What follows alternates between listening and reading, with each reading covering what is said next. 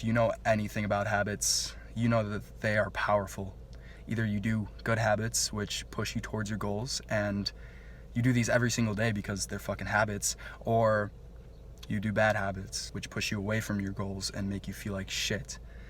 And the older we get, the harder it is to adopt new habits, because when we're a fucking kid, all we do is absorb information and fucking adopt habits. But once we kind of get that belief system and habit system that we kind of carry with us throughout our entire life, then that's kind of almost set in stone, unless you do something to change that, unless someone else does something to change that, unless people create apps, unless people make certain foods, unless people find ways to overstimulate us to make us do that instead of doing the things that we actually want to fucking do, like, I don't know, maybe hit the gym, read a book, meditate.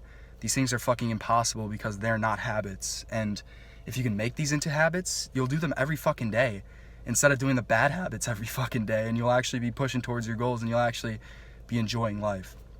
But like I said, it's so easy to adopt habits when you're a kid, but the older you get, the harder it is to break out of this habit cycle and this belief cycle and this way of thinking that you've always thought. Sorry if the camera's shaking, I'm fucking shaking the car. But it doesn't matter how fucking old you are, you can change your habits for the better, you can become a better person. Don't make that an excuse, like, oh, I've been on my phone for the past 10 years, so how can I stop now? This is literally engraved into who I am. Whatever the fuck you've been doing for the past 10 years, 5 years, even year or a month, like, that's a relatively long time when you think about it when it comes to habits, because habits are only built by doing the same thing 21 days in a row.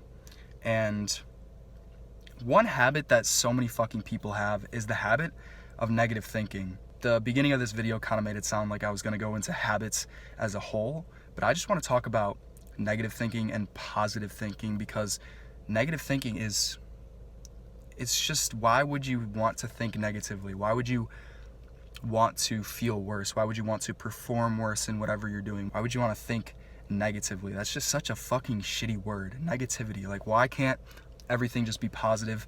But honestly, positivity can't exist without negativity. So if you're going through some negative times right now, if you are a negative thinker, then it's only uphill from here. The first way you can start thinking positively is by showing gratitude. I say this in so many videos, but if you can be grateful for everything that you have around you, like, I'm sitting in a car right now. I love fucking cars. Like, I'm literally addicted to cars.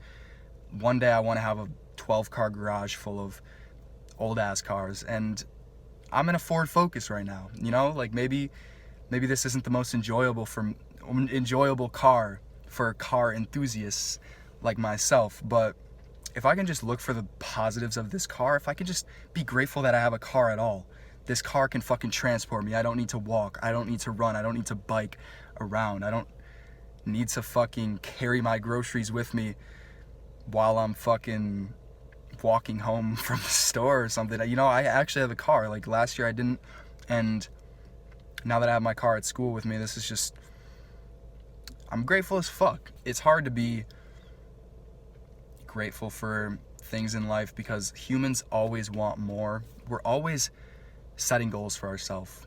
We always want to become better. We always want to improve. And also, we've kind of adapted, like, our ancestors have evolved to think negatively so that we can avoid other negative situations. So we can remember these bad things that happen that possibly put our survival at risk, so that we don't do that shit again, because surviving back in the fucking day was hard when you're a goddamn caveman. But nowadays, we have everything we could possibly fucking want. We have food, water. If you're watching this on a phone, you have infinite knowledge at the tip of your fingers. But you waste your time scrolling on TikTok, scrolling on Netflix.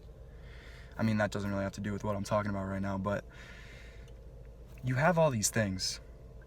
And if you don't show gratitude for those things, then you'll take them for granted. And not everyone has these things. Honestly, there's not a lot of fucking people who can say they have a fucking car, like, especially a car as nice as mine. Like, I fucking love this car. Like, I'm so blessed.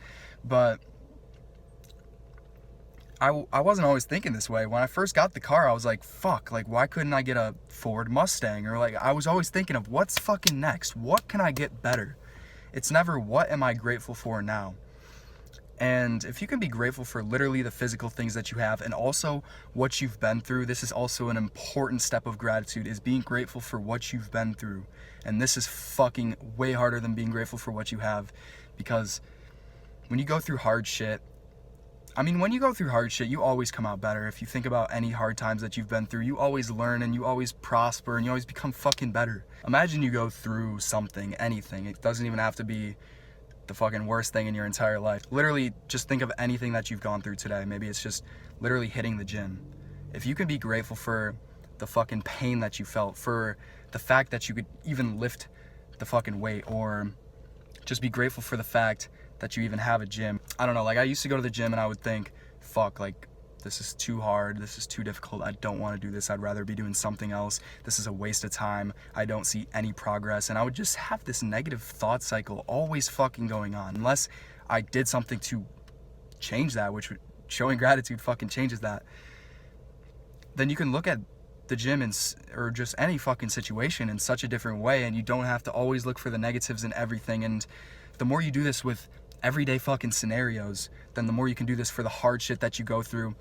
The worst times in your life are often the best, because you learn the most, you grow the most from them. But you can't learn from your mistakes unless you first off make mistakes.